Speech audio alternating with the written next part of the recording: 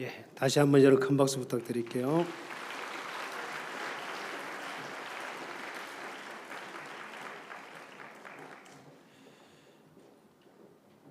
예, 오늘 저녁에 이렇게 말씀을 전해 주실 목사님은 기쁜 소식 분당교회 심호하시는 박용주 목사님께서 말씀을 전해 주시겠습니다. 나오시겠습니다.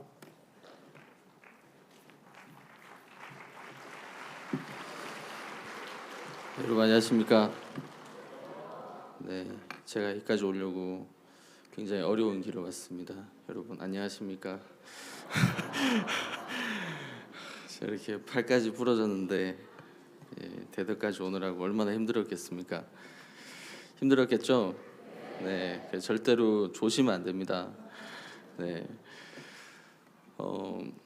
저희가 이곳에서 제가 여러분들 이렇게 뵈니까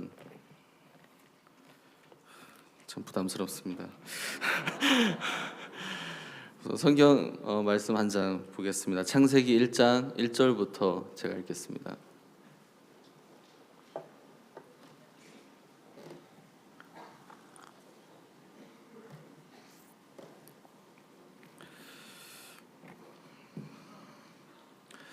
창세기 1장 1절입니다.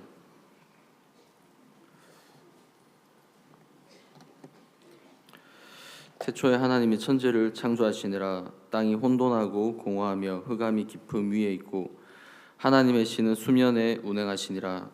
하나님이 가라사대 빛이 있으라 하시매 빛이 있었고 그 빛이 하나님의 보시기에 좋았더라.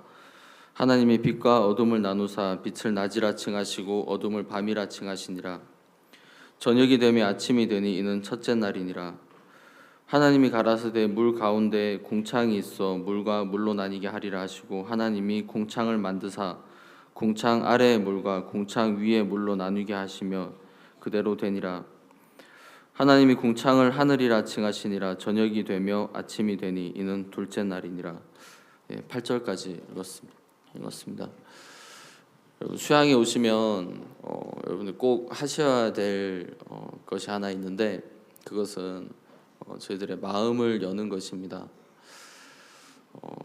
그냥 여러분들 보고 마음을 열라고 하면 좀 그러니까 제가 먼저 마음을 좀 열고 제 이야기를 한번 해보고 싶습니다. 1978년 11월 제가 태어났습니다. 사진 하나 띄워주십시오. 첫 번째 사진. 너무 귀엽죠? 제가 태어났을 때 이제 내려주세요. 너무 오래 띄우면 민망해서. 지금이랑 너무 다르죠? 죄송합니다. 제가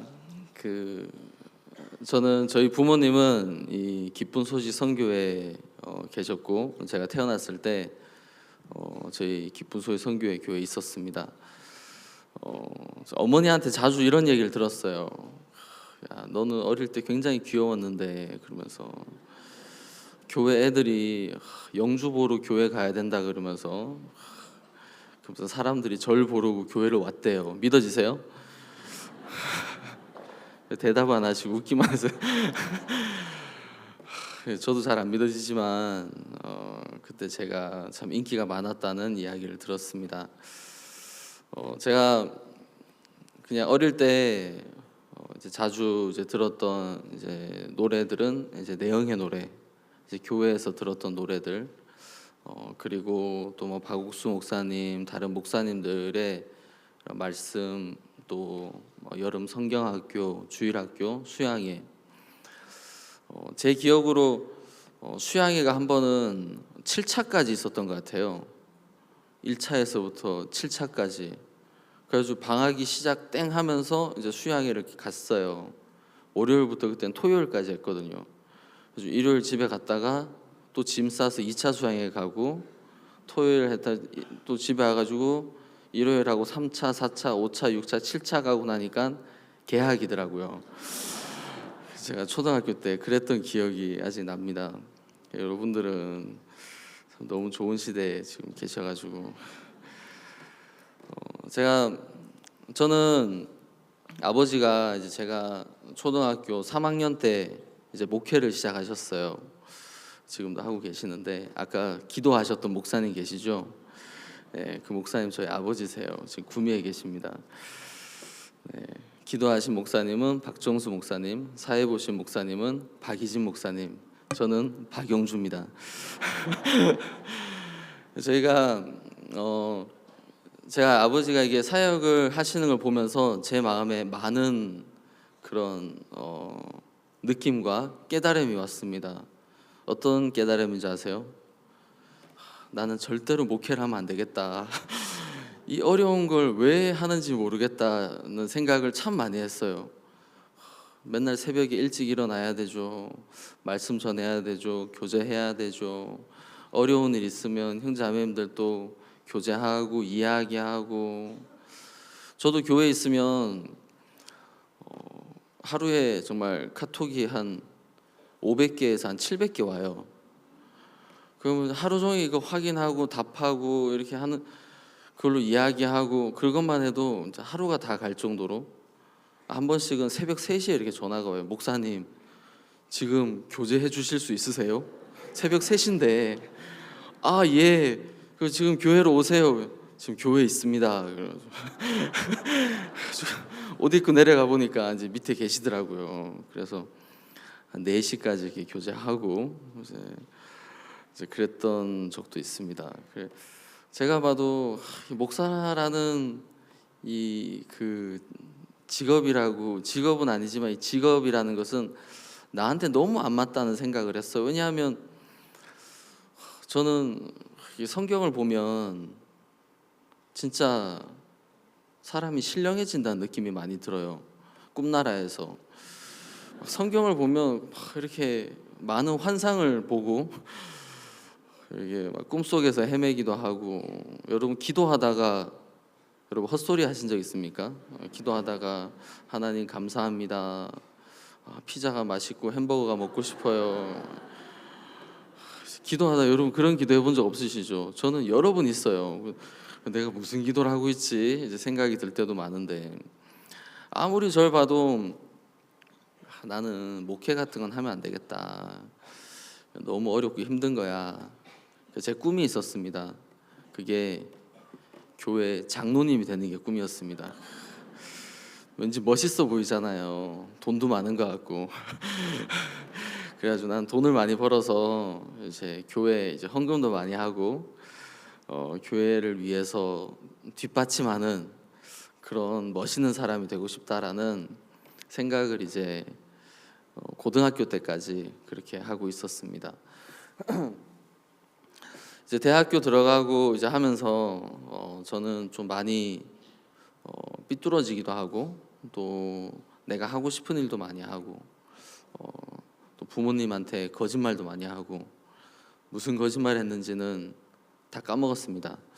무슨 나쁜 짓을 했는지도 다 까먹었고 제 기억에서 다 지워버렸지만, 제가 알기로는 아주 나쁜 짓을 많이 했던 걸로 이제 생각이 들어요. 그리고 근데 그러다가 이제 하루는 제가 저는 그때 미국 LA에서 살고 있었습니다. 아버지가 그때 선교를 하고 계셨고요. 한국에 이제 7월 달에 있는 한국의 세계 대회를 나왔었는데, 그때 박옥수 목사님께서 그 38년 된 병자 이야기를 해주셨어요. 베데스다 연못가에 있는 38년 된 병자에게 예수님이 찾아오셨다. 그때 제가 대학교 시절에 제가 아버지랑 좀 사이가 많이 안 좋았습니다. 우리 아버지는 왜 이렇게 엄하셔? 그런 생각들.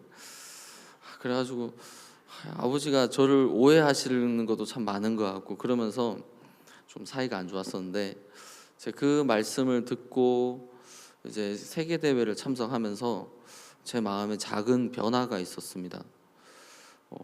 그때 목사님께서 어떤 말씀해 주셨냐면, 예수님이 먼저 38년 된 병자를 사랑하셔서 그 병자에게 찾아오셨다라는 그런 이야기를 해주셨어요. 예수님이 나 같은 사람을 사랑하셔서 나에게 찾아오셨다. 예수님 나를 사랑하셨구나. 예수님 나를 사랑하셨구나. 이제 그런 마음이 이제 들기 시작했고, 이제 그게 이제 시간이 지나면서 아버지가 나를 사랑하시는구나, 내가 그거를 모르고 있었다는 생각이 정말 많이 들기 시작했어요. 이제 그리고 이제 다시 미국으로 돌아갔고, 이제 그 해 여름에 멕시코에 대전도 집회가 있었습니다. 그래서 저랑 아버지랑 같이 이제 그 집회를 참석을 했어요. 첫날 밤 이제 잠을 자는데 저랑 아버지랑 같은 침대에서 잤습니다. 저희 가족은 조금 특이해요. 그래서 저희 가족은 이렇게 대화가 그렇게 많지 않아요. 근데 다 통해요. 그런 거 있잖아요. 아버지는 항상 여보 그래, 알았어. 이제 그런 거 항상 여보 그러는데 저희 어머니 항상 알았어. 딱 갖다 주면 그래. 이제 여보 그럼 이제 또 딴 거 갖다 주고 이제 그런 가족 있잖아요. 아버지가 영주야 그러면 네 하고 딱 갖다 드리면 그래. 이제 거의 이제 텔레파시로 통하는 수준인데, 저희 아내가 이제 저희 집에 들어와서 굉장히 힘들어하더라고요. 왜냐면 그 텔레파시를 이제 해석을 할 수 없으니까 처음에 좀 많이 힘들어했습니다. 아버지가 저한테 이런 질문을 하셨어요.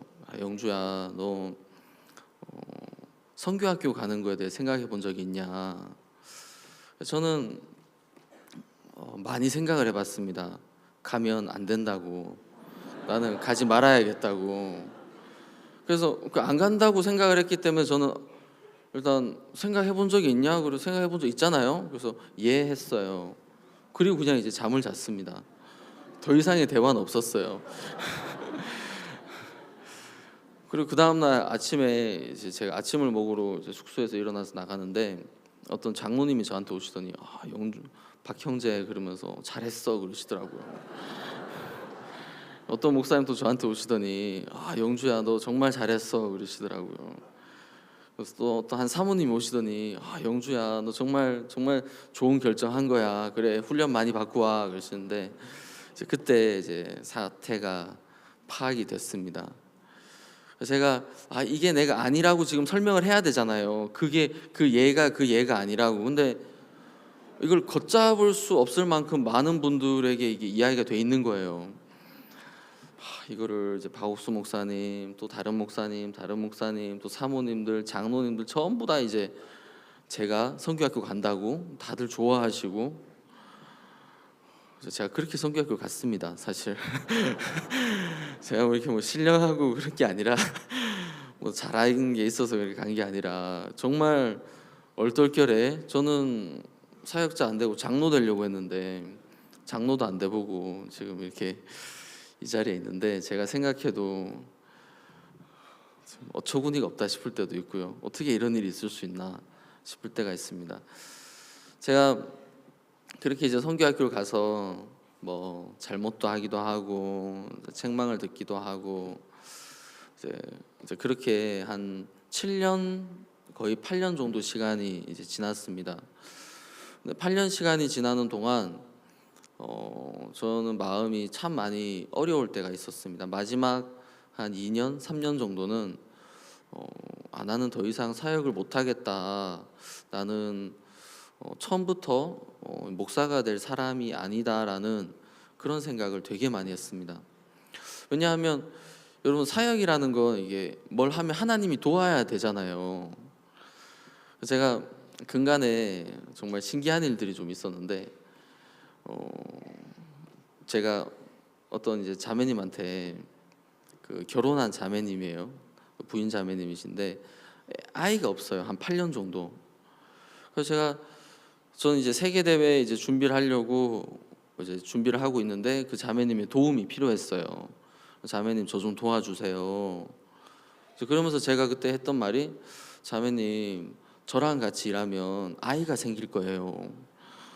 제가 근데 그때는 실제로 제 마음에 그런 진짜 마음이 들었어요. 왜 그런지 모르겠지만 지금 다시 하라 그러 못할 것 같아요. 근데 그때는 하나님이 복음의 일을 하면 왜 아이를 안 주시겠나, 정말 그런 생각이 들었어요. 하나님이 복을 주시겠다. 자매님 저랑 같이 일 같이 해요. 그러면 아이 생길 거예요. 그러다 이제 자매님이 이제 어린이집에 일을 하다가 직장을 그만두고 저랑 같이 이제 그 세계 대회 총장 프로미를 준비를 했습니다. 그래서 이제 연초부터 이제 다 하고 저는 완전히 잊었죠. 제가 저는 아이가 셋이니까 걱정할 필요가 없잖아요. 근데 12월 거의 말이 됐는데 그 자매님한테 연락이 왔어요. 목사님, 아이가 생겼습니다. 그러는 거예요. 8년 동안 아이가 없었는데 아이가 생겼다는 거. 아니 그게 어떻게 됐냐고 그러면서 이렇게 해서 아이가 생겼다고 그러는데 좀 깜짝 놀랐어요. 그리고 작년이죠. 작년 초에도 비슷한 일이 한 번 있었어요. 저희 교회 10년 동안 아이를 못 낳았던 그 형제님 부부가 계세요. 그래서 자매님은 하나님한테 기도하고 교제도 받고 믿음도 가졌는데 아이가 안 생기네. 그래가지고 시험에 들어서 이제 교회를 안 나오세요. 형제님만 나오시고. 어디 이제 제가 그 실버 워크숍을 가서 말씀을 전하다가 올해는 우리 박 형제님이 아이를 가지겠다는 마음이 제 마음에 많이 든다고. 제가 왜 그런 얘기를 했는지 저도 잘 모르겠어요. 근데 이야기를 하다 그 이야기가 툭 튀어나왔어요. 그때는 또 그런 마음이 들었고. 근데 진짜 신기한 건 그게 이제 3월 달이었는데 6월 달에 임신을 했다는 거예요. 자매님이 10년 동안 아이를 못 가졌는데 신기하죠? 이제 병원에 가보니까 이 작은 게 보이는데 95% 아기 집 같다는 거예요. 5%는 피가 고여 있을 수 있다. 그래서 2주 후에 와라. 2주 후에 가보니까 아기가 있다는 거예요. 그리고 한 2주 후에 오면 초음파로 심장 소리를 들을 수 있을 거라고. 2주 후에 갔는데 정말로 이제 심장 소리가 들리는 거예요. 여러분 그러면 얼마나 재밌겠습니까? 제가 막 말하면 그대로 다 돼요. 아이를 가지겠습니다. 그럼 아이가 생기고 문제가 해결되겠으면 문제가 해결되고.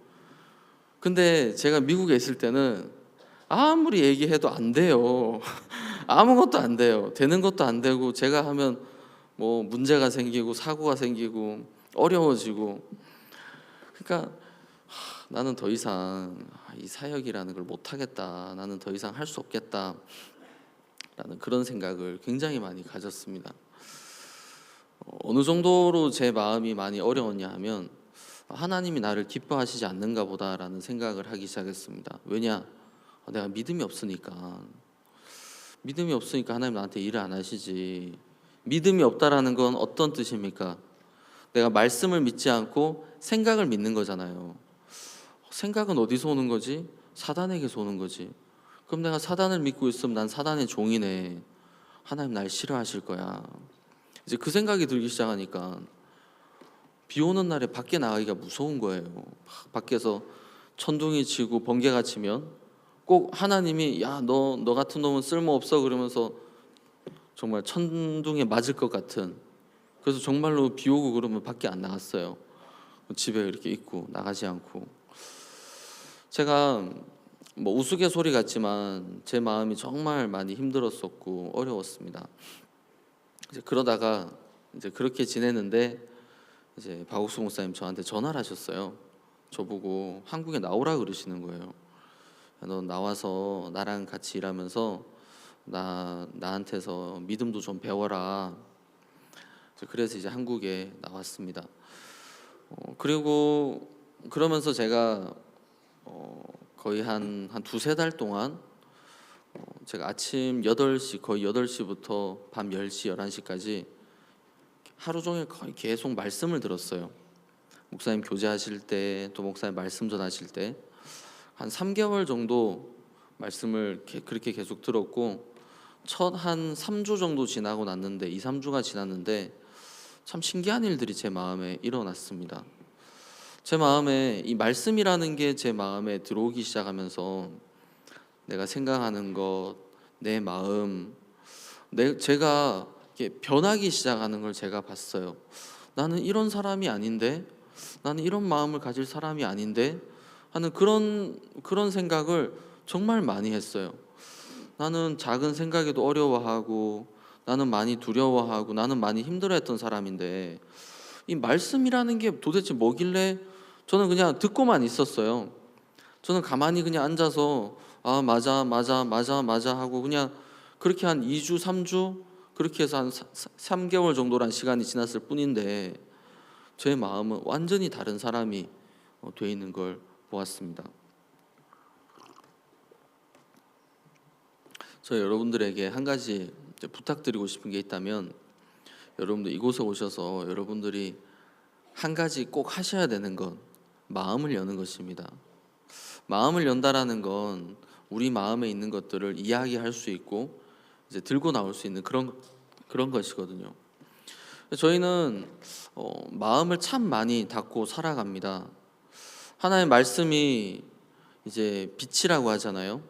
빛이 비치면 어두움은 사라질 수밖에 없습니다. 근데 내 마음이 어렵다, 내 마음이 힘들다라는 것은 내 마음의 문이 닫혀 있어서 그 말씀이 내 마음 안에 들어오지 못하기 때문에 그런 것입니다. 여러분 한번 생각해 보세요. 하나님의 말씀이 이기지 못하는 생각이 있겠습니까? 없습니다. 하나님의 말씀이 없애지 못하는 어두움은 이 세상에 존재하지 않습니다. 하나님의 말씀이 이기지 못하는 그런 생각은 단 하나도 없습니다. 그렇다면 내 마음이 어렵고 어둡고 힘들다고 하면 그것은 딱 한 가지, 내 마음이 지금 닫혀 있기 때문에 내 마음 안에 말씀이 들어가지 않는 그 이유 때문입니다. 제가 여러분 개구리 아시죠? 개구리는 체온이 되게 낮아요. 저온에서 사는 그런 동물입니다. 하지만 개구리는 좀 특이한 점이 있는데 날씨가 더워지면 체온도 따라서 이렇게 변합니다. 그냥 사람은 36도 5분라는 그런 이제 체온을 유지하지만 개구리는 체온이 계속 변해요. 여러분 개구리를 혹시 이게 물에 넣어가지고 그 물을 끓이면 어떻게 되는지 아십니까? 개구리는 이제 처음에는 이제 뜨거운 물에 가면은 개구리는 막 도망을 가요. 뜨거운 물이 싫어서. 근데 차가운 물에다 개구리를 넣고 그 물을 끓이기 시작하면 이게 온도가 서서히 올라가잖아요. 그럼 개구리는 자기 체온도 변하기 때문에 뜨겁다고 느끼지 못한답니다. 그래서 나중에는 이제 물이 끓을 때쯤 되면 이제 알맞게 익는 거겠죠. 그래가지고 이제 개구리탕이 되는 건데 개구리는 이제 영어로 보일링 프로그 신드롬이라고 이제 그런 표현을 씁니다. 이제 개구리를 끓는 물에 넣는 그런 현상이라고 하는데 그건 어떤 거냐 하면 그냥 바로 뜨거운 물을 만나면 사람들은 아 이건 뜨겁다, 이건 위험하다, 이건 경계해야 된다라는 생각을 하지만 그냥 서서히 변해가는 거죠. 서서히 변해가는 환경에서는 저희가 많은 부분에 이렇게 받아들이고 있습니다. 저희가 생활을 할 때뿐만 아니라 신앙생활을 할 때도 저희 삶에서 저희들 마음이 꼭 그렇게 변해가는 거예요. 그냥 나는 참 좋은 신앙생활을 하고 있는데 나는 하나님을 잘 믿고 있는데 왜 이렇게 어렵지? 그런 게 아니라 저희들 삶 속에서 조금씩 변화가 있는 것입니다. 그냥 어려움이 올 수 없잖아요. 그냥 더울 수 없고 그냥 추울 수 없고 그냥 갑자기 바람이 불 수도 없는 거고요. 이런 일들이 그냥 생기는 게 아니라 우리의 마음의 변화가 우리 주위에 내 마음에서 이런 변화들이 조금씩 일어나고 저희들은 그것을 허용해 주고 있는 것입니다. 제가 저희 교회에 심홍섭 전사님이 계세요. 심홍섭 전사님 여러분 많이 들어보셨을 건데 이분은 어릴 때부터 진짜 장난도 많고 장난기도 많고 또 말도 잘 안 듣고 여기 보시면 손바닥 이렇게 하고 있는 사람 보이시죠? 돌 앞에 아주 장난기가 많아 보이는 그분 이제 지금 심홍섭 전사님 이제 젊을 때 사진이에요. 이분이 정말 그러다가 이제 교회를 나와서 구원을 받으셨어요. 구원을 받고 이제 아주 아름다운 아내를 만나서 결혼을 했습니다. 이렇게 사모님이 되게 예쁘죠? 존사님도 잘생겼죠? 아니에요? 제가 볼 땐 잘생긴 것 같은데. 네, 이렇게 정말 좋은 아내를 만나서 이제 결혼을 했습니다. 근데 이제 결혼을 하기 전에 술을 많이 마셨어요. 그러다가 이제 교회를 다니면서 술을 끊었어요. 근데 결혼을 하고 나서 한 6개월 정도 지났을 무렵에 처음 이제 술을 이제 마셨답니다. 그냥 이렇게 술집에서도 마시고 또 산에나 들에 가서도 마시고 이렇게 보이시죠? 즐기고 있는 모습. 네, 침 삼키는 분들 안 계시죠 앞에? 네, 빨리 없애주세요 사진. 네, 술을 마시는데 이제 처음에 이제 저희들한테 이야기해서 하루에 얼마나 마시냐고 물어봤어요. 저희가 뭐 6병도 마시고 소주 8병도 마시고 그런다고. 그리고 나서 이제 한 1년이 지나서 또 똑같은 질문을 했는데 네, 뭐 소주 한 8병도 마시고 10병도 마시고 그랬다고. 그래도 한 1년이 지나서 또 똑같은 질문하니까 소주 10병은 또 마시고, 그건 이제 집에서 마신 거고 집에 들어오기 전에 또 술집에서 마시고, 이게 점점 늘어나더라고요. 여러분 소주 한 병이 얼마인 줄 아십니까? 앞에 있는 학생 소주 한 병 얼마예요? 몰라요? 소주 한 병 편의점에서 사면은 한 1,500원 하죠? 누가 대답하셨어요? 네, 보통 할인마트에 사면은 이제 뭐 1,000원 정도, 1,200원 정도 하는데 편의점에서는 1,500원 한대요. 제가 샀다는 게 아니고 인터넷에 나오더라고요. 1,500원짜리 소주를 10병을 마시면 15,000원이잖아요. 1년 거의 내내 그렇게 마셔요. 그래서 300일을 마시고 그렇게 20년을 마셨어요. 그럼 소주값만 계산하면 얼마인 줄 아세요? 9천만 원이에요. 여러분 소주만 마셨겠습니까? 안주도 먹고 맥주도 마시고. 제가 계산을 하는데 이게 20년 동안 도대체 얼마를 쓴 거야. 적어도 한 2억에서 한 3억은 술에다가 이렇게 투자를 한 거예요. 술만 안 마셨어도 집 한 채는 사는 건데, 그런 생각이 들었습니다. 20년 동안 술을 마시면서 굉장히 이제 점점 온순하던 사람이 폭력적으로 변하고 또 술주정도 심해지고 이제 그랬습니다. 사모님 얘기로는 한 집에 1년 3개월? 보통 빨리 이사 가면 3개월에서 6개월, 가장 오래 살았던 게 1년. 왜냐하면 그 전사님이 술 마시고 새벽에 들어와서 횡패 부리고 소리 지르고 싸우고 그러니까 집주인이 한 달, 짧으면 정말 짧을 때는 한 달 이렇게 쫓아낸대요. 나가라고, 살지 말라고. 그렇게 20년이라는 시간을 지냈습니다. 정말 사모님도 대단하시죠. 많은 사연이 있었더라고요. 그 사모님에게도. 이제 그렇게 지내오다가 저희가 느끼기에도 정말 하나님이 이 전사님을 사랑하셨다는 마음이 참 많이 들어요. 그때 4년 전이었습니다. 4년 전 저희가 크리스마스 칸타타를 할 때 진주에서 크리스마스 칸타타를 마치고 이제 저도 그때 있었고 이제 박옥수 목사님도 계셨고 이제 같이, 원래는 진주에서 저희가 자고 다음 도시로 이동할 계획이었는데 갑자기 합천으로 가게 됐어요. 합천은 굉장히 작은 이제 도시고 교회도 이제 작아요. 진주에서 차를 타고 약 한 40분 정도 이제 올라가니까 합천이 나왔습니다. 밤 거의 한 11시 반 정도 그쯤에 도착했던 것 같아요. 그래서 그때 이제 형제자매님들 한 10분 이렇게 모여서 이제 간증도 듣고 그러던데 어떤 자매님 한 분이 막 울면서 간증을 하시는 거예요. 목사님, 저희 남편이 지난 20년 동안 계속 술을 마십니다. 너무 힘들어서 더 이상은 못 살 것 같습니다.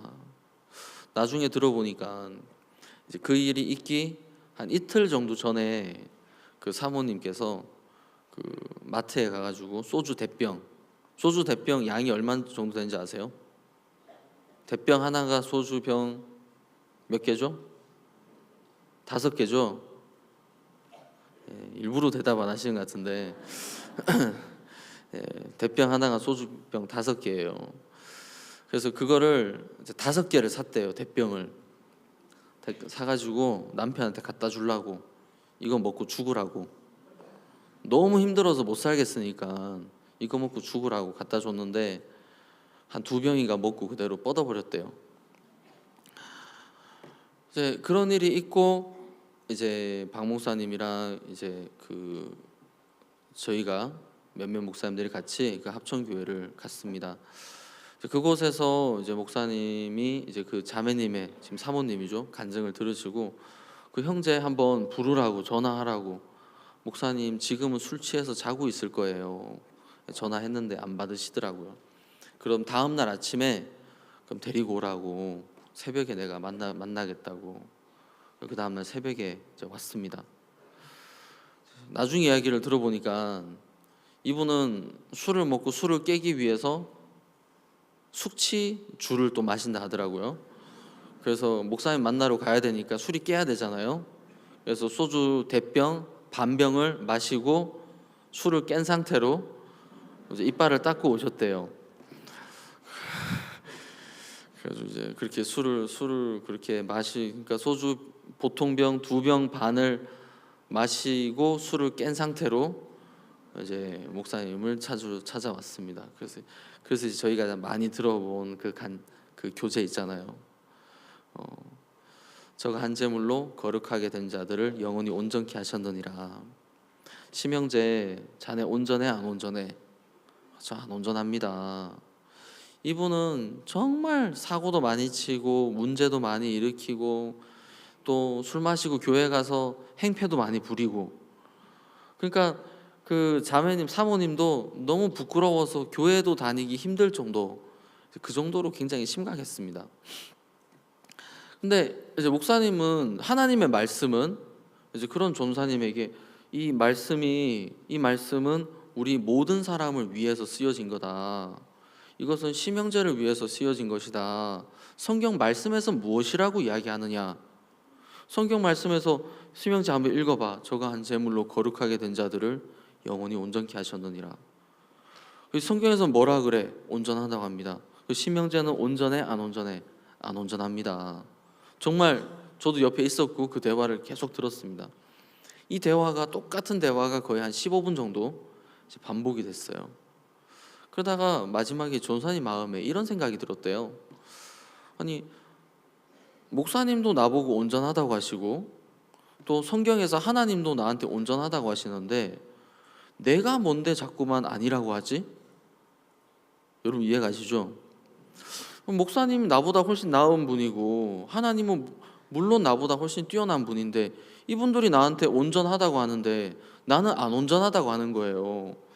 아무리 비교해봐도 나는 이분들에 비하면 좀 아무것도 아닌 사람인데 왜 나는 자꾸만 아니라고 하지? 이분들이 맞다면 맞는 거지 하면서 마지막에 맞습니다. 저 온전합니다. 이제 그렇게 이제 교제가 마치게 됐어요. 그러면서 목사님께서 그때 심형제 같은 사람이 정말 훌륭한 목사가 될 거야.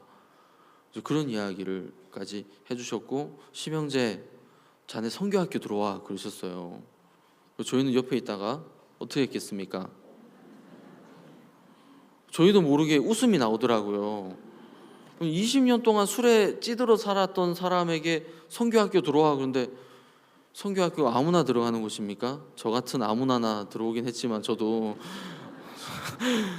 제가 아무리 그래도 그 심형제님도 그때 본인도 너무 말이 안 되니까 웃을 수밖에 없었죠. 그때 이제 제가 그때 목사님 표정을 봤는데 너무 진지하시더라고요, 정말로. 그리고 저희는 이제 다음 도시로 갔습니다. 그리고 그 심 전도사님이 집에 가서 뭘 했겠습니까? 소주 남은 걸 다 마셨어요. 대병에 반병이 남았으니까 아깝잖아요. 그래서 그걸 마시고 이제 그 아내 되는 그 자매님께 말을 갈아달라고 해서 한 사발 마시고 하루 종일 잤대요. 하루 종일 자고 다음 날에 일어나가지고 죽 한 그릇 먹고 또 자고, 그리고 그 다음 날에 짐을 싸서 이제 성교학교를 갔습니다. 전사님한테 물어보면 전사님 무슨 생각으로 서울에 오셨어요? 그러니까 저도 잘 모르겠습니다. 그냥 서울에 가야겠다라는 마음이 들었고 그래서 그냥 서울에 갔습니다. 그래서 마지막 거기서 소주 대병 반병 남은 걸 먹고 서울에 올라가서 술 안 마신 거죠. 그렇게 이제 시간을 보냈습니다. 얼마 전에 저희가 전사님의 그 인생을 다큐멘터리로 하나 찍은 게 있어요. 거기 이제 한 장면인데 두 분이 굉장히 어색하게 하트를 만드는 아주 못생긴 하트죠. 이제 그리고 지금은 이제 전사님이 이제 크리스마스 칸타타에도 같이 가서 중간에 있는 게 딸입니다. 지금은 이제 전에는 딸이랑 떨어져 살았었는데 지금 이제 같이 살면서 전사님이 복음의 일에 많은 일을 하고 계십니다.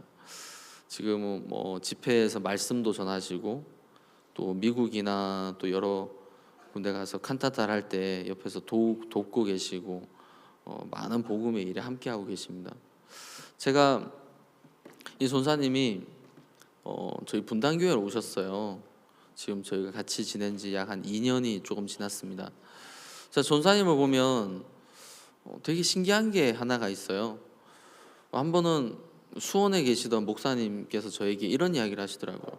박 목사님, 그 심홍섭 전사 한번 수원에 보내줄 수 있냐고. 왜요 목사님? 우리 교회 집사님 남편분이 계시는데 술을 그렇게 많이 마신대요. 근데 그리고 다른 사람들이랑 대화를 안 한대요. 문 딱 잠궈 놓고서 아무도 안 만나준대요. 교회에서 아무리 찾아가도 안 만나주고. 그리고 혹시나 그래도 마지막 이제 그 희망을 가지고 이제 심홍수 전사님을 이제 한 보내달라고 이야기를 하시더라고요. 목사님 얼마든지 데려가시면 됩니다. 그래서 이제 그 전사님이 그 집에 가서 그 과정은 제가 다 듣지 않아서 모릅니다. 그 남편분이랑 화기애애하게 2시간 반을 이야기하고 나왔다는 전설이 있습니다. 아무한테도 문을 안 열어주던 사람인데 처음 만난 사람에게 문을 열어주고 2시간 반 동안 이렇게 교제를 하고 나왔다는, 정말 저희 이 수원에 이제 흘려 전해지는 전설입니다. 이게 뭐가 굉장히 특별한 게 있어요.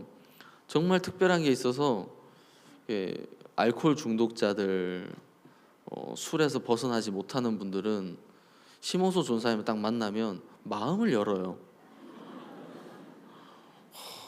저한테 마음을 안 여는데 그분을 딱 만나면 마음을 활짝 열고 이야기를 해요.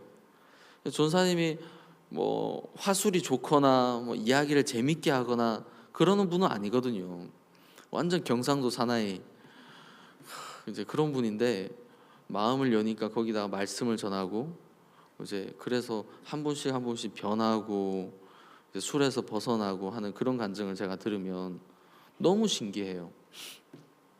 제가 이제 그분을 보면 여러분 2가지 모습이 있습니다. 하나는 하나님이 그 삶을 이끌어 가시는 그 모습이 있고, 다른 하나는 많은 부족함이 있습니다. 저는 오늘 창세기 1장을 읽었는데 좀 그런 부분에 대해서 여러분들이랑 같이 이야기를 해보려 합니다. 여러분 창세기 1장, 그러니까 이 땅의 이 지구의 처음 모습을 창세기 1장은 그리고 있잖아요. 2절에 땅이 혼돈하고 공허하며 흑암이 깊음 위에 있고 하나님의 신은 수면에 운행하시니라. 여러분 창세기 1장, 창세기 성경의 가장 앞에 있는 장입니다. 여러분 시험 볼 때 어떤 한 문장을 주고서 이제 그 문장에 대한 시험이 나올 때 항상 저희가 먼저 파악해야 될 게 첫 문장과 끝 문장이잖아요. 첫 문장은 그 한 문단을 다 소개하는 문장이기 때문에 첫 문장은 굉장히 중요합니다. 창세기 1장이 마치 성경의 한 권을 대표하는 이제 그런 저는 장이라고 저는 생각을 합니다. 여기 처음 시작할 때 땅이 혼돈하고 공허하고 흑암이 깊음 위에 있고 하나님의 신은 수면에 운행하신다고 나와 있습니다. 여기를 보면 정말 너무 낙심스럽고 절망스러운 그런 것밖에 없잖아요. 근데 거기에 하나님께서 빛이 있으라 하심에 빛이 있었습니다. 그러면서 빛이 있었구나. 제가 이런 생각을 해봤어요. 하나님이 천지를 창조하실 때 사람이 없었잖아요. 여섯째 날에 만드셨으니까. 근데 만약에 내가 첫째 날에 하나님 옆에 있어요. 이 땅에 있어요. 그래서 처음엔 너무 혼돈하고 공허하고 흑암이 가득한데 하나님이 빛이 있으라 해서 빛이 환하게 비쳤습니다. 그리고 나서 내 마음이 어떨까 생각을 해봤어요. 여러분, 빛이 있어서 좋긴 좋은데 빛이 밝혀지고 보니까 어떻습니까? 땅은 여전히 혼돈하고 공허하잖아요. 그리고 땅은 물로 다 덮여 있어서 아무것도 할 수 없는 땅인 거예요. 야, 이런 땅에서 뭐 할 수 있겠나? 그런 생각 안 들까요? 여기서 나보고 여기서 뭘 하란 말이에요, 하나님. 이건 여전히 공허하고 혼돈하고 또 물로 다 덮여 있고. 둘째 날에 하나님 뭘 하셨습니까? 궁창 아래의 물과 궁창 위의 물을 나누셨습니다. 나누시고 나서 제가 있어요. 제가 보면 나눈 건 좋은데 어때요? 생물이 살 수 있는 그런 공간도 아니고 땅이 있는 것도 아니고 나무가 있는 것도 아니고 먹을 게 있는 것도 아니고 도대체 나보고 여기서 어떻게 살란 말이야. 셋째 날에는 하나님이 묵과 물을 나누시고 거기다 이제 식물을 나게 하셨습니다. 그래서 그래도 아니 식물만 있으면 뭐해. 동물도 없고 물고기도 없고 식물들이 어떻게 번식하며 어떻게 자라며 합니까? 벌도 없고 아무것도 없으면. 이래서 정말 살 수 있겠나. 여러분, 창세기 1장을 보면 그냥 어려움을 보면은 계속 1절에도 이제 첫째 날에도 어려움이 있고 둘째 날에도 어려움이 있고 셋째 날에도 어려움이 있고 넷째 날에도 다섯째 날에도 여섯째 날에 사람을 만드시고 나서도 옆에 하이에나도 있고 사자도 있고 그런데 사람이 어떻게 그런 짐승들이랑 같이 살아요. 곰도 있고. 그런데 이러다가는 금방 죽겠다. 근데 여러분 창세기 1장 읽으면서 이런 걱정 하십니까? 아무도 안 하시죠? 저만 하는 것 같아요. 저는 내가 여기 있다고 생각하니까 그런 걱정이 들 것 같더라고요. 근데 저희는 창세기 1장을 보면서 그런 걱정을 전혀 하지 않습니다. 왜냐하면 하나님이 하나씩 다 만들어 가시니까. 제가 심호수 전사님을 봤어요. 보는데 그 전사님의 부족함도 있어요. 하지만 하나님이 그 안에 일하기 시작하는 것을 제가 봤습니다. 여러분, 창세기 1장의 시작은 혼돈하고 공허한 그걸로 시작하는 게 아니라 빛이 있으라 하심에 빛이 있었고 라는 그 말씀으로 창세기는 시작이 됩니다. 그러면 하나님이 창세기 1장에 그걸 시작하시고 난 다음부터는 어떻습니까? 그게 첫째 날이고 그 다음엔 둘째 날이 오고 셋째 날이 오고 넷째 날이 오고 여섯째 날이 오고 일곱째 날이 와서 마지막에 하나님이 창세기 2장 1절에 천지와 만물이 다 이루니라 하면서 천지 창조를 마치시는 거예요. 여러분, 저희의 눈은 참 이상합니다. 저는 이게 심호수 전사를 보면서 마음에 감사할 때가 참 많았어요. 왜냐하면 하나님이 그 삶 속에서 일하시는 걸 제가 봤기 때문에. 제가 4년 전에도 그분을 봤고 3년 전에도 봤고 2년 전에도 뵙고 1년 전에도 뵙고 지금도 보고 있어요. 4년 전에는 진짜 세상에 몹쓸 사람, 술주정뱅이였어요.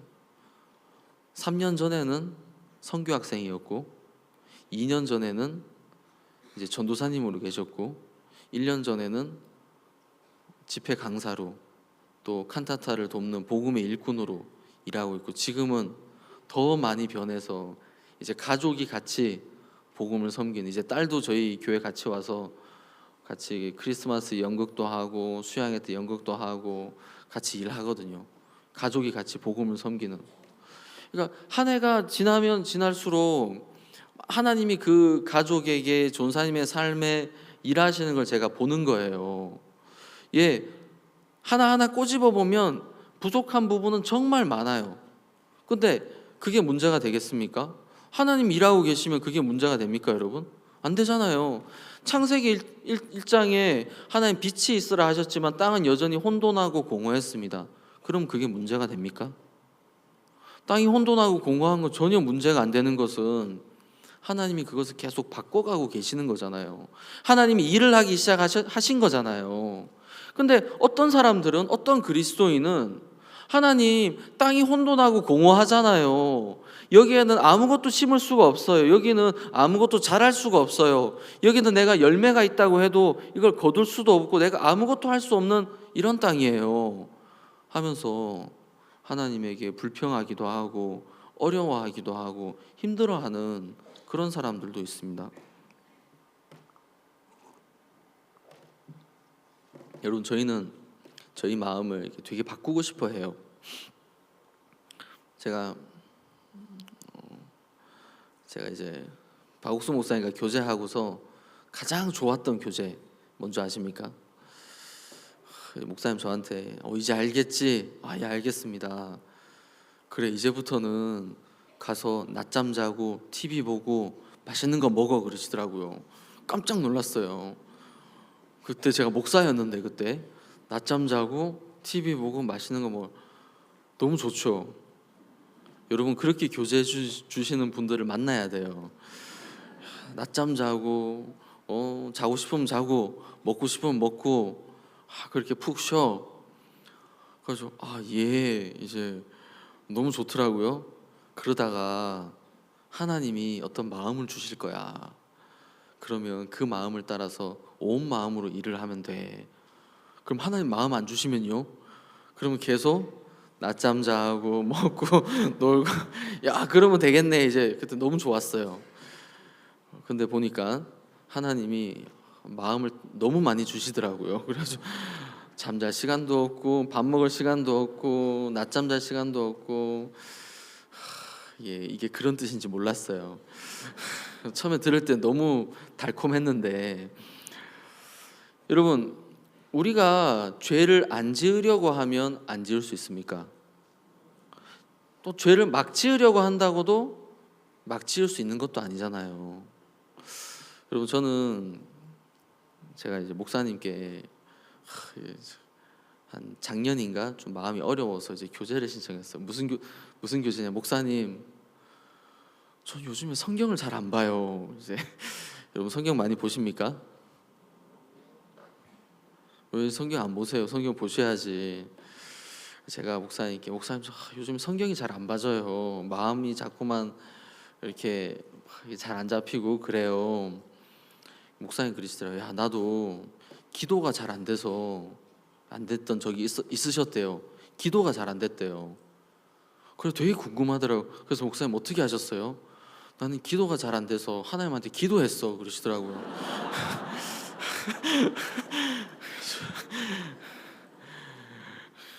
기도가 잘 안 돼서 하나님 앞에 기도를 하셨대요. 그리고 그 다음부터 하나님이 기도할 일을 많이 주셨다 그러면서 요즘 기도가 잘 된다고. 너도 기도해, 성경 봐야지 그러시더라고요. 여러분, 성경을 저희가 신앙을 잘하려고 합니다. 근데 정확히 이야기하면 신앙을 잘하려고 한다. 좀 더 쉽게 이야기하면 죄를 안 지으려고 하는 것은 어떤 마음이겠습니까? 죄를 안 지으려고 한다는 것은 내가 죄를 안 지으려고 노력하면 안 지을 수 있겠다라는 마음이잖아요. 내가 노력하면 신앙을 잘할 수 있고, 내가 성경을 보려고 노력하면 성경을 잘 볼 수 있고, 내가 기도를 하려고 노력을 하면 기도를 잘할 수 있고, 이런 마음들이잖아요. 내가 전도를 하려고 하고 내가 복음을 전하려고 하는 마음을 정확히 이렇게 알아보면 내가 이걸 하려고 하면 잘할 수 있을 거라는 마음입니다. 다른 말로 하면 나를 믿는 마음인 거죠. 내가 죄를 안 지으려고 합니다. 내가 나는 술을 끊어야지. 저희 교회에 어떤 청년 형제가 이제 와서 살고 있어요. 그 형제는 이제 술을 마셔요. 그래서 제가 굉장히 뺀질뺀질해요. 완전 능구렁이 같아요. 그래가지고 제가 목사님, 전 아직 술을 못 끊었습니다. 그래서 제가 쭉 이제 교제를 해줬어요.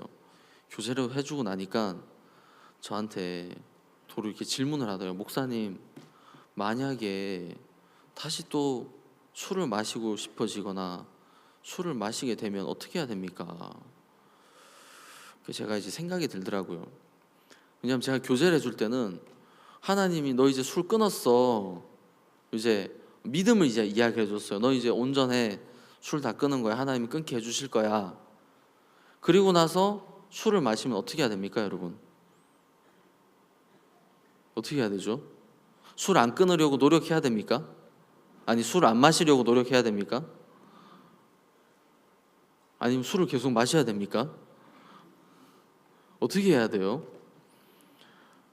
그래서 저한테 이제 그 형제도 왜 저한테 그 질문을 했냐 하면, 자기가 술 마시는 것 때문에 많은 목사님들이랑 교제를 했어요.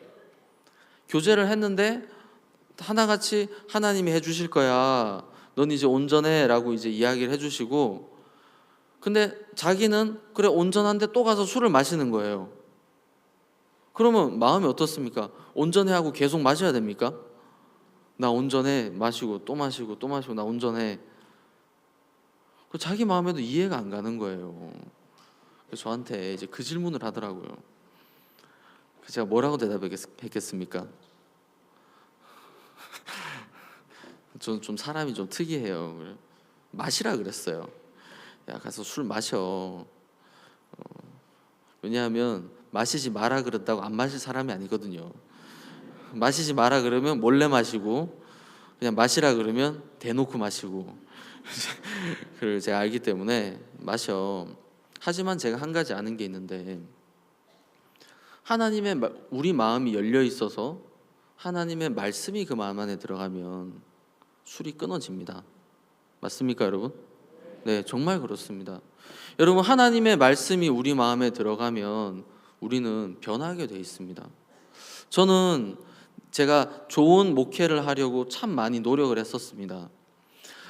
다른 말로 하면 내가 노력하면 내가 목회를 잘할 수 있을 거라는 마음을 가진 거죠. 제가 저희 교회에 있는 형제 자매님들에게 형제 자매님들을 이끌어 주려고 참 많은 노력을 했습니다. 다른 말로 하면 내가 그렇게 노력을 하면 잘 이끌 수 있을 거라는 그런 생각을 한 것입니다. 다른 말로 저를 믿은 거죠. 근데 신앙이라는 것은 정확히 얘기해서 내가 할 수 없어요. 제가 한번 목사님과 이런 교제를 했습니다. 목사님, 저는 지금 제가 지금은 참 좋습니다. 하지만 만약에 또 내 마음이 높아지거나 내가 잘못되면 어떻게 합니까? 하는 그런 이제 질문을 드렸어요. 목사님께서 네가 잘못되면 하나님이 너를 깨우쳐 주실 거라고 이야기를 하시더라고요. 처음엔 이해가 안 갔어요. 목사님 그러시더라고요. 야, 나도 내 마음을 낮출 수가 없어. 그래서 하나님이 나를 깨우쳐 주시고 나를 낮춰 주셔야 돼. 그러면 내가 낮아질 수 있어. 하지만 네가 잘못되면 하나님이 너를 깨우쳐 주실 거야. 널 낮춰 주실 거야. 어떻게 됐습니까? 이렇게 됐죠? 이런 마음이 안 낮아지겠습니까? 안 낮아지겠습니까? 낮아지죠. 생각이 많이 되죠. 아, 정말 내가 하나님 없이는 아무것도 할 수 없는 사람이구나. 저는 그래도 운동을 잘하진 않지만 못하지 않는다고 항상 이렇게 생각하고 있었는데, 보기와는 다르게. 근데 넘어지는데 이게 어떻게 할 수가 없더라고요. 여러분, 하나님이 우리를 지켜주시면 어떻게 했습니까? 하나님 우리를 지켜주시면 저희는 그 안에서 하나님 저희를 이끌어 가시면 저희는 정말 신앙을 할 수 있습니다. 근데 많은 사람들이 내가 나를 지키려고 합니다. 내가 좋은 신앙을 하려고 하고, 내가 나를 지키려고 하고, 내가 내 마음을 안 높이려고 합니다. 근데 그것은 굉장히 잘못된 것입니다. 왜냐하면 내가 내 마음을 안 높이려고, 내가 겸손하려고, 내가 겸비하려고 이렇게 내 마음을 지키려고 한다는 것은 내가 지키면 지킬 수 있을 거라는 마음이거든요. 근데 이 마음이라는 것은 내가 지키려고 한다고 절대로 지킬 수 있는 게 아닙니다. 하나님이 지켜주셔야 되는 것이고, 하나님 우리 마음에 깨우쳐 주셔야 돼요. 그렇지 않으면 사람은 절대로 자기의 마음을 지킬 수 없습니다. 만약에 내가 내 마음을 지킬 수 있다면, 그렇다면 죄를 안 지으려고 하면 안 지을 수 있어야죠. 내가 내가 내 마음을 지키려고 해서 지킬 수 있다면 지구상에 몇몇 사람들, 적어도 정말 착하고 선한 몇몇 사람들은 죄를 하나도 안 짓고 살아가야죠. 하지만 그런 사람은 아무도 없잖아요. 내 마음을 지키려고 한다고 절대로 지킬 수가 없는 게 저희들의 마음인데, 그걸 모르고 저희들은 우리의 마음을 지키려고 하는 겁니다. 그래서 저는 그 마지막 제가 말씀드렸던 교제를 듣고 사실 되게 많이 울었어요. 왜냐하면 제 마음이 어려울 때 제일 많이 들었던 교제가 자네는 마음이 높아. 자네는 마음이 높아서 말씀이 자네 마음에 들어가지 않아. 그래서 제가 어떻게 하려고 했겠습니까? 내가 내 마음을 낮춰야지. 더 겸비하게. 여러분, 마음은 어떻게 낮추죠? 쓰레기 더 줍고, 줄 잘 맞추고, 또 이제 청소 더 열심히 하고, 전도 더 열심히 하고, 기도 더 열심히 하고, 성경도 열심히 보고, 교제도 열심히 받고, 그러면 마음이 낮춰지죠. 그리고 나보다 이제 더 부족한 사람들 밑에 들어가서 배우고, 존댓말 쓰고, 이제 나보다 나이 어린 사람들한테 내가 이제 섬기고 존경하고, 제가 그런 걸 다 했어요. 정말 마음이 너무 낮아지고 싶어서. 나도 말씀이 내 마음에 좀 들어와가지고 좀 믿음으로 살고 싶고, 말씀이 내 마음에 들어와서 믿음을 이야기하고 싶고요, 말씀이 내 마음에 들어와서 하나님이 일하시는 건 너무 보고 싶었어요. 옆에서는 하나님이 막 이렇게 일하셨습니다, 복음을 전하니까 이런 사람이 이렇게 변하고 구원을 받고 너무 기뻐합니다, 대전도 집회를 같이 하지만 저는 그냥 그런 간증을 계속 듣고만 있었어요. 목사님들이 제게 자네 마음이 높아. 그래, 난 마음이 높아. 맞아, 나는 교만해. 나는 묻지도 않고 배우지도 않고 나는 그래. 그래서 내가 더 물으려고 하고 더 배우려고 하고 더 마음을 낮추려고 하면 할수록 더 마음이 어려워지는 거예요. 그래서 제가 더 많이 듣는 이야기는, 자네는 자네가 생각하는 것보다 훨씬 더 교만해. 이제 그러다 보니까 점점 이제 반항심이 생기더라고요. 내가 모르는 걸 나보고 어떡하란 말이야. 알려주면서 더 교만하다고 이야기하던가. 이제 자꾸만 마음이 삐뚤어지더라고요. 저는 내 마음 낮춰보려고 많은 애를 썼습니다. 정말 기도도 많이 했던 것 같고, 무릎도 많이 꿇었던 것 같고, 하나님 앞에 정말 열심히도 살아보고, 진짜 등에 땀이 가득 차도록 막 걸어 다니면서 전도도 하고 전단지도 뿌리고, 그렇게 거의 한 1년 넘게 그런 시간을 보냈었는데 마음이 하나도 안 낮아지더라고요, 정말로. 근데 제가 그때 교제를 통해서 목사님께서 나도 내 마음을 낮출 수 없어. 근데 하나님이 나를 깨우쳐 주시면 내가 내 마음을 낮추게 돼.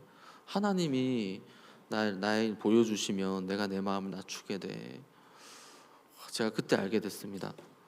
나는 내 마음을 낮출 수 없는 거였구나. 지금까지 내 마음을 낮추려고 노력했던 그 노력이 다 쓸모없는 노력인 거예요.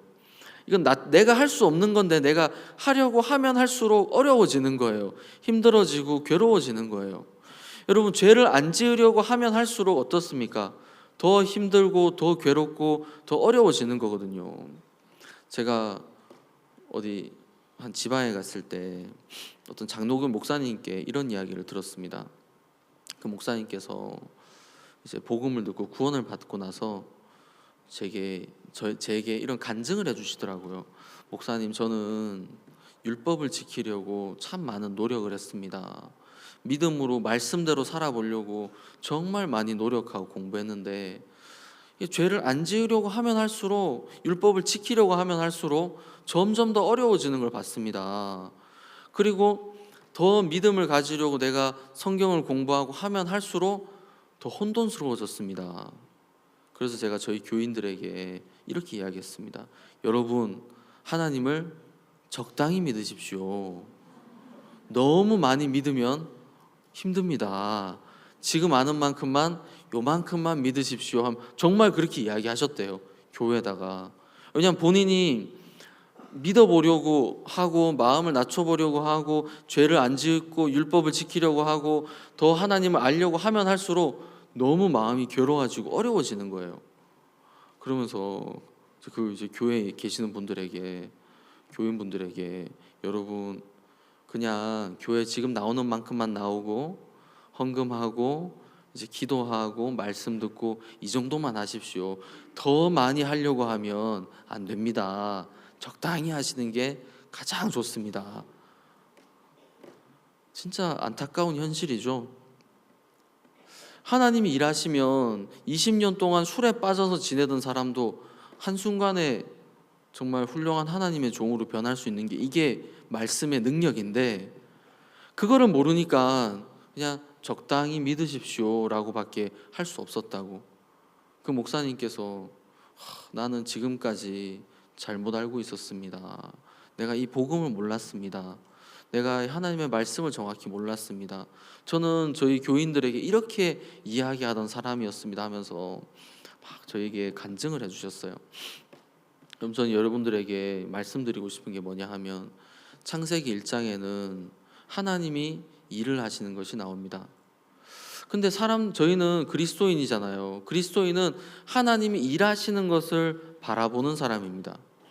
심호소 전사님을 제가 볼 때 그 안에 일하시는 하나님을 볼 수도 있고 그 전도사님의 부족함을 볼 수도 있습니다. 여러분들은 어떤 걸 보십니까? 여러분 본인을 보면서 여러분 마음 안에 일하고 계시는 하나님을 보십니까? 아니면 여러분들이 잘하고 못하는 여러분들을 보고 계십니까? 여러분들의 모습을 지금 보고 계신다면 여러분은 창세기 1장의 이 아름다운, 하나님은 에덴 동산이라는 정말 완벽하고 놀라운 곳을 이 땅을 창조하셨는데 그걸 보지만 나를 보는 사람은 여전히 불평하고 어려워할 겁니다.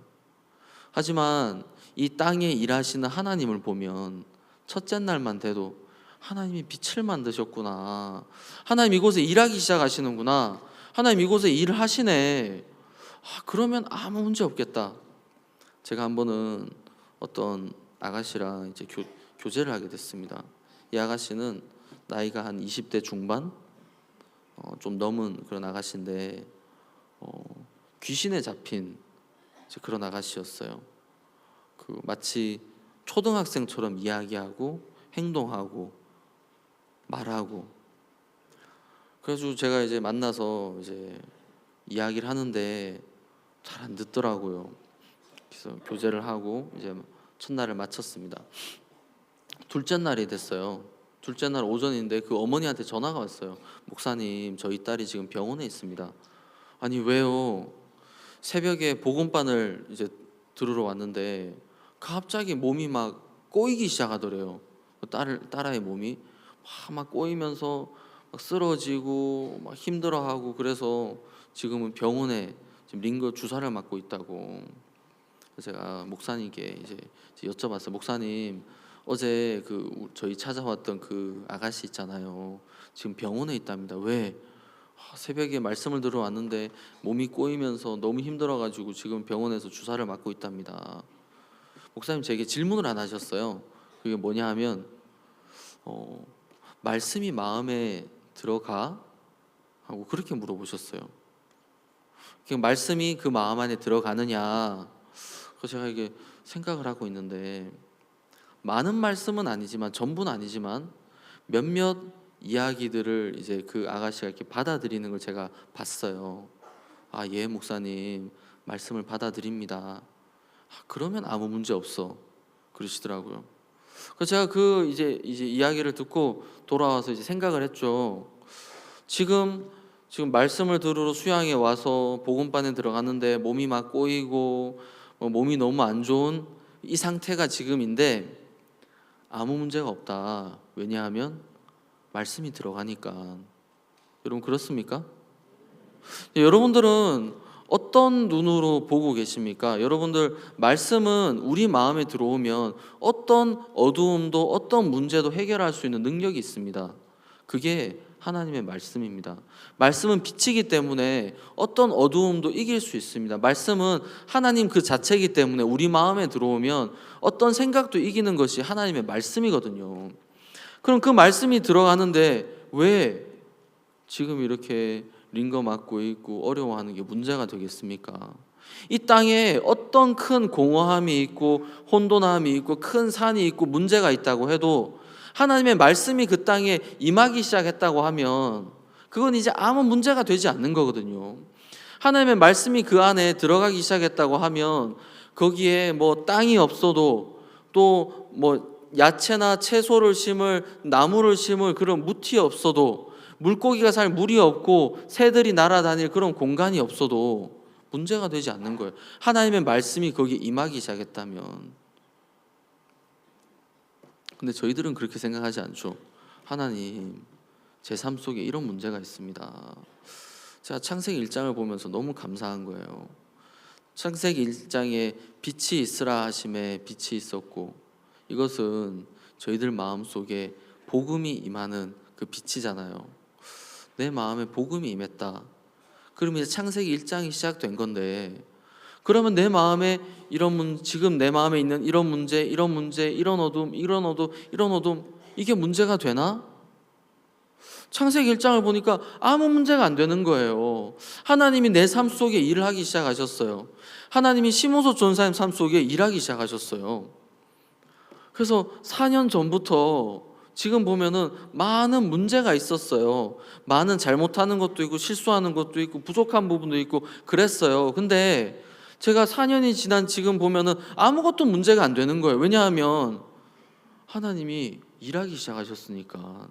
그 안에 하나님이 일을 하고 계시니까. 여러분, 하나님이 일을 안 하신다면 그게 문제가 되겠지만, 근데 하나님이 일하고 계시잖아요. 그러니까 제가 이제는 전사님 삶 속에 어떤 문제가 와도 마음에 걱정이 안 되는 거예요. 목사님, 제 딸에 이런 문제가 있습니다. 전사님, 그거 아무 문제 안 됩니다. 사모님이 제게, 목사님, 제 딸에게 이런 문제가 있어요. 사모님, 아무 걱정하지 마십시오.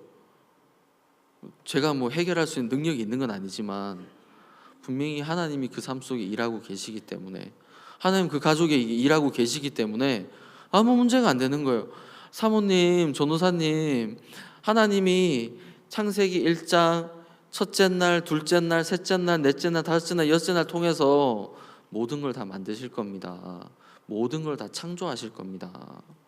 여러분, 하나님은 창조를 하시는 분이잖아요. 창조라는 건 어떤 게 그 재료가 있어서 만드는 게 아니라 아무런 조건이 없는데 만드는 걸 창조라고 하잖아요. 하나님이 하시는 일은 창조를 하십니다. 간음 중에 잡힌 여자는 기뻐할 이유가 하나도 없었어요. 근데 예수님이 그 마음에 기쁨이라는 걸 창조하시고, 창세기 1장에도 땅이 혼돈하고 공허하고 흑암이 깊음 위에 있는데 하나님이 거기다가 기쁨과 소망과 빛과 정말 행복이라는 것을 창조하시는 거거든요. 하나님이 우리 마음속에 그 일을 하고 싶어 하시는 거예요. 우리 마음에 절대로 가질 수 없는 마음들을 우리 마음에 창조하시는 거예요. 제가 제 마음을 이렇게 봅니다. 제가 시험에 들어서 사역을 못 하겠다고 한 게 약 5년 전인데, 그리고 이제 한국에 이제 나왔거든요. 지난 5년 이렇게 돌이켜 보면 내가 생각에 빠져서 내가 어떤 일들로 내가 어려워해 본 적이 있나? 그런 생각을 한번 해보게 됐어요.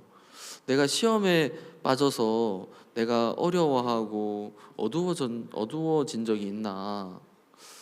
여러 가지 문제가 있었던 것 같지만 전에는 나는 작은 문제에도 작은 어려움에도 두려워하고 어려워하고 힘들어하고 괴로워하던 사람인데 지금은 그렇지 않는 거예요. 지금은 하나님 참 감사합니다.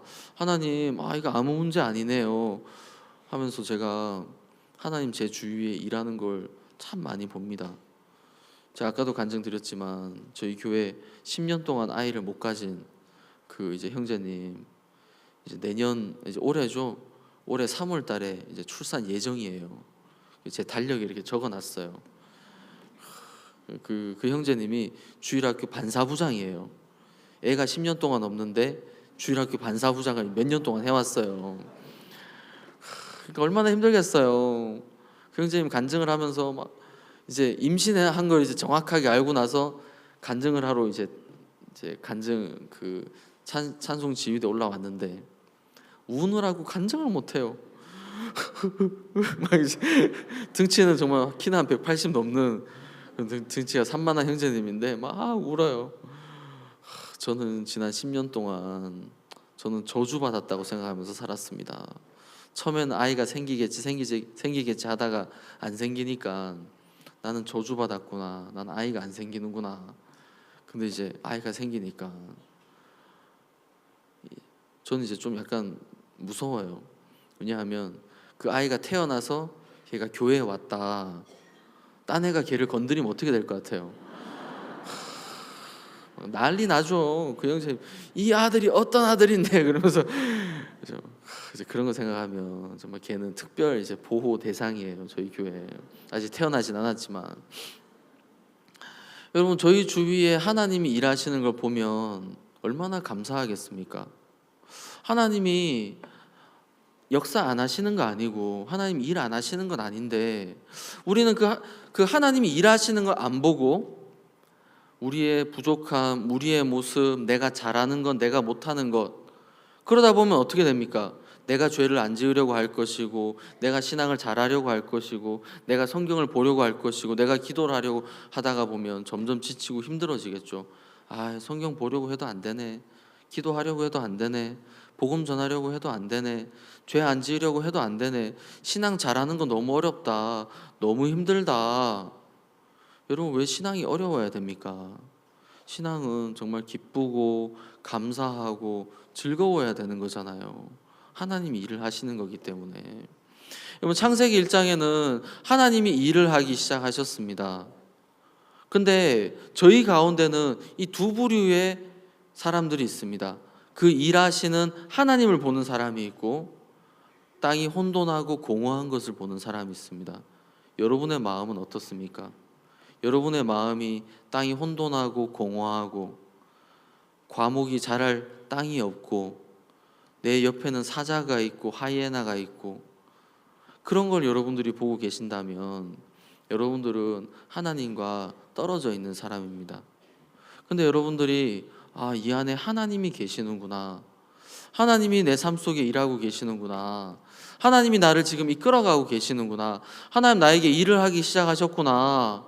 그러면 이거 아무 문제 안 되지. 하나님이 일하기 시작하셨는데 그렇게 여러분들이 하나님을 보는 그런 분이라면 그럼 그때부터 그 다음 날이 여러분들 앞에 펼쳐지는 것입니다. 그럼 얼마나 신기하겠습니까? 빛이 있고 그 다음 날 궁창 아래 또 궁창 위에 물이 나눠지고 그 다음 날이 되면 묻이 드러나 거기에 꽃이 피고 또 식물이 자라고 과목이 자라고 그 다음 날에 하나씩 하나님이 이걸 다 만들어 가시는 것을 여러분은 그냥 지켜보게 되는 것입니다. 여러분 저는 여러분들께서 이번 수양회 동안 정말 마음을 열게 되시길 바랍니다. 마음을 열면 그 열린 마음에 다른 게 아니라 말씀이 들어갑니다. 말씀이 들어가서 여러분들 마음속에 일하기 시작하시면 여러분들 하나님이 새로운 마음을 저희들 가운데 창조하시는 것입니다. 저희는 더 이상 우리를 바라볼 그런 사람들이 아닙니다. 더 이상 내가 죄를 안 지으려고 하거나 내가 노력해서 좋은 사람이 되려고 하거나 선한 좋은 그리스도인이 되려고 해야 되는 그런 사람이 아니라 내가 할 수 없는 걸 알게 돼서 그리고 하나님이 일하시고 만들어 주실 걸 저희 마음의 믿음으로 받아들이는 하나님이 일하고 계신 그것을 바라보는 그런 그리스도인입니다. 그럴 때 하나님 저희들 가운데 놀랍게 일하실 줄 믿습니다. 제 기도드리고 마치겠습니다.